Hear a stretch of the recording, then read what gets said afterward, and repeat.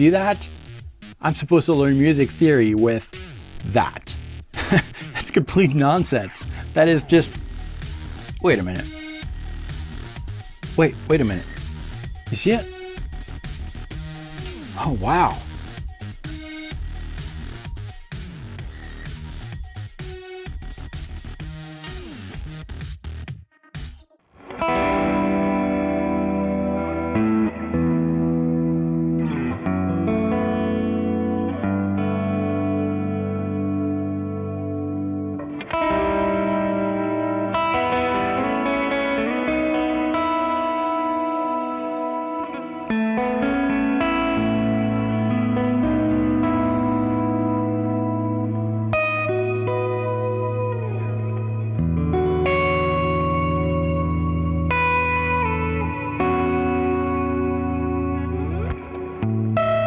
Today, we are building chords without the headache of going through a book of chords. Now, we're going to build them organically. It's going to be super fun, and it's going to help your theory, your musicality, and your sense of exploration. Grab your guitar. We're going to get started right after this.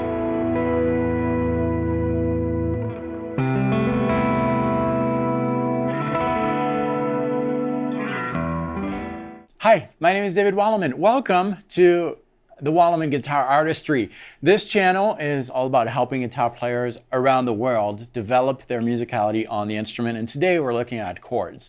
We're going to use wiseguitar.com, which is completely free. It's an app that is currently being developed by myself and a couple friends, and it's very useful. Before we get started, let me tell you a little bit about the concept, about what we're actually doing behind just the exploration game, which is super fun, but there's more to it. This is really a reminder, but I think it's a very useful one. It's all based on intervals. And I stress intervals so much because it's really what makes music what it is. So an interval is the distance between two notes. Why is it important? It's important because if I play a note here, well, that's just a sound, right? It doesn't mean anything. But if I play that note in relation to something else, well, that note right here has a meaning. It becomes something. Now, this note can have multiple meanings, right? Depending on what it's being heard against. It can mean something like this. It could be something like this. Something like this.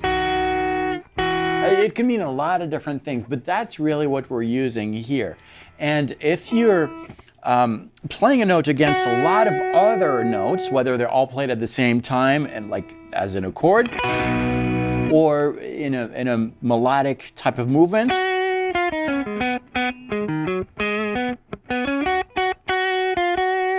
well, that defines the musical canvas.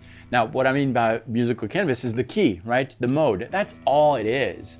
A mode is associated to a feeling, right? A scale, mode, all that. It's really a musical alphabet, and that's exactly what we're going to do. Okay. Grab your guitar because I want this to be interactive. If anything, if you can play guitar for 10 minutes during this video, that's awesome. Let's take a look at wiseguitar.com, and I encourage you to check it out. It's free. So here it is. When you first open wiseguitar.com, you're going to have a blank fretboard in front of you. Now, there's a lot of different uses for this, and I'm discovering more and more. Originally, this was intended to build your chord progressions, right? Well, we're not going to use it that way. We're going to build chords. Now, we said that a note by itself is nothing. It needs to be attracted to something else, right? Whether that something else is played simultaneously, creating a chord, or just before or just after, creating a melodic movement. Okay, this is what we're going to do. We're going to build chords, and for that, we are going to use the scale generator, which is built in. So we're going to choose a scale here, and strongly suggested you try this out after this video. I'll refer to it in a second. But you can select your scale. So for example, C Ionian, and you'll see behind the selector the scale kind of being mapped out. And what we're trying to find here to make it easier, because later on we're not going to use the app, we're just going to do everything on the guitar. We're trying to find something with open strings, right? So why not start with the open string? For example, E. We know that E is open. All right, E. Whatever I pick as far as the type of scale, the E is going to be part of it, right? You see this on the low E string, open. that's going to be the magnet, the note that attracts everything else. So we could do something in E Ionian, E Dorian, E Phrygian, it doesn't matter. And we have some harmonic minor modes also, Dorian sharp 4, anything you want, right? Well, let's do something in E Lydian, for example, okay? All these notes are part of E Lydian.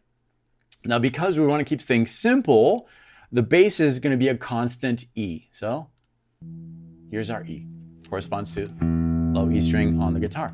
Now, anything I add to that is going to be attracted to that E, making E the motherland, right? And the more notes I play from this diagram, the more I'm going to suggest to the listener that, yes, this is E Lydian. I'm feeding the listener more information that he's hearing, giving him a sense of that musical landscape. So I could play something like this. That works. And the more notes I add,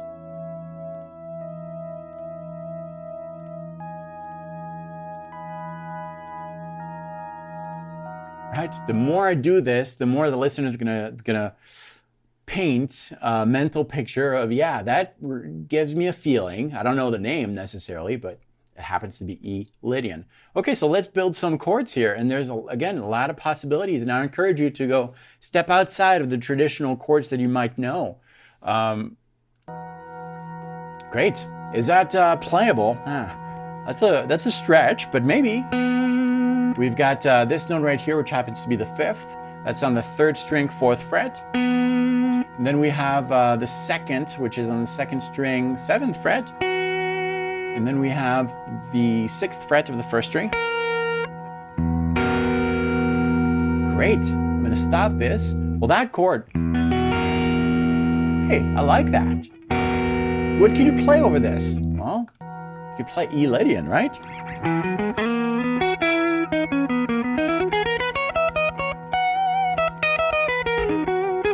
That's not the only chord that we can play, right?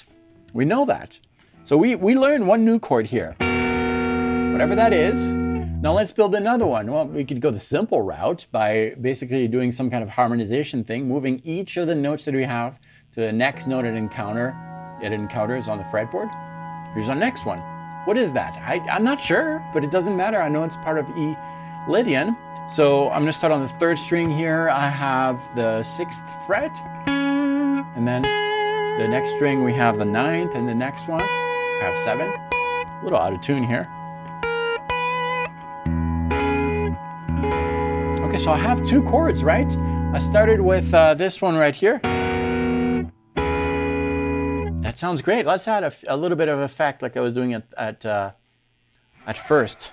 So we had something like this.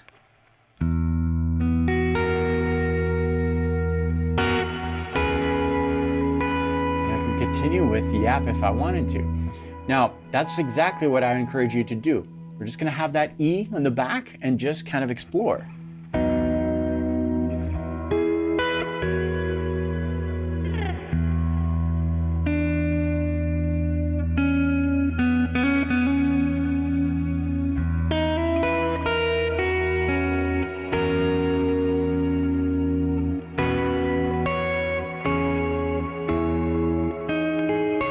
Looking at my fretboard right now and learning new things.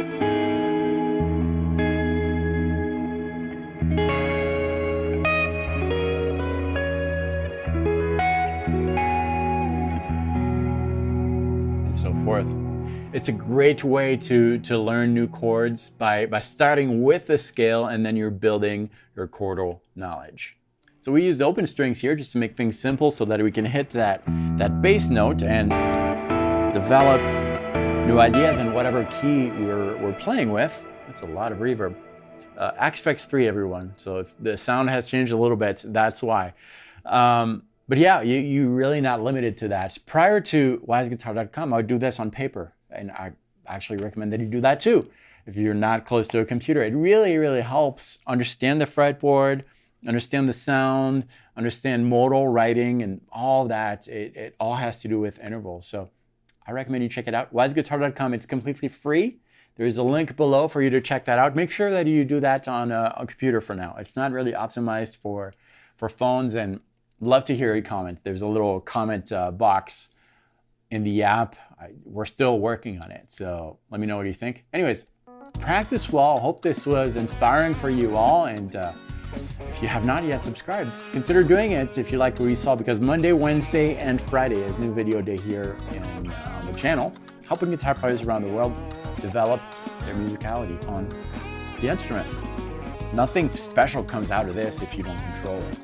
The story comes from inside, not from the guitar. This is your pencil, you're the author. Let's learn how to use this pencil.